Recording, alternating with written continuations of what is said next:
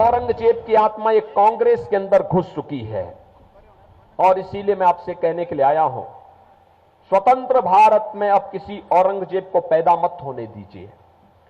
ये औरंगजेब है जिसने काशी में भगवान विश्वनाथ का मंदिर तोड़ा था।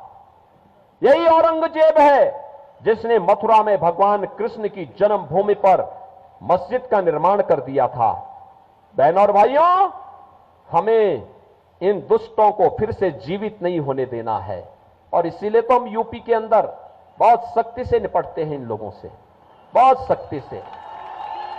आपने देखा होगा, आज तो मैं जब हिमाचल आता हूं तो हिमाचल का ट्रांसपोर्टर मेरे पास आता है, कहता साहब जब से आपकी सरकार आई है, बीजेपी की सरकार आई है, हम बड़े सुकून से यूपी के अंदर जाते हैं। मैंने कहा कैसे?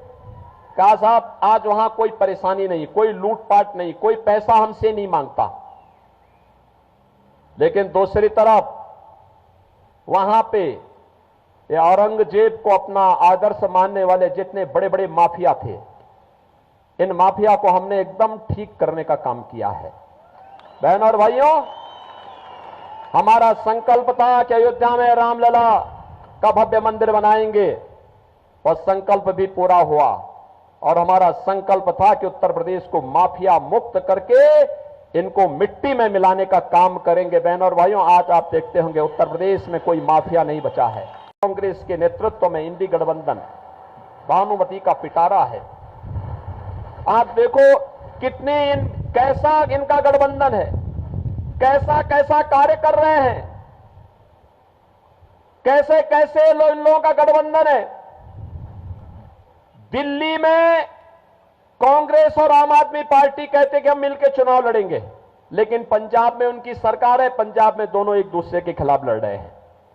देश के अंदर टीएमसी और कांग्रेस कहती है कि हम मिलकर के चुनाव लड़ेंगे, लेकिन बंगाल में जहां टीएमसी की सरकार है वहां एक दूसरे को गाली दे रहे हैं। ऐसे ही हर राज्य में इनके हाल है और इनका घोषणा पत्र, कांग्रेस का घोषणा पत्र तो ऐसे लगता है जैसे मुस्लिम लीग का घोषणा पत्र हो। बहनों और भाइयों, भाइयों बहनों, कांग्रेस को वोट देने का मतलब आज के दिन पर मुस्लिम लीग को वोट देने जैसा है।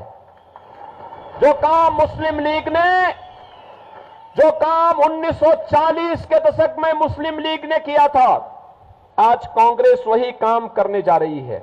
उसका घोषणा पत्र तो देखो, उसका घोषणा पत्र कहता है कि पर्सनल लॉ लागू करेंगे। पर्सनल लॉ का मतलब आप जानते हैं? पर्सनल लॉ का मतलब तालिबानी शासन। बेटी स्कूल नहीं जा पाएगी, बहनें ऑफिस और मार्केट नहीं जा पाएंगी, बुर्का पहन करके घर के अंदर उन्हें दुबक के रहना पड़ेगा।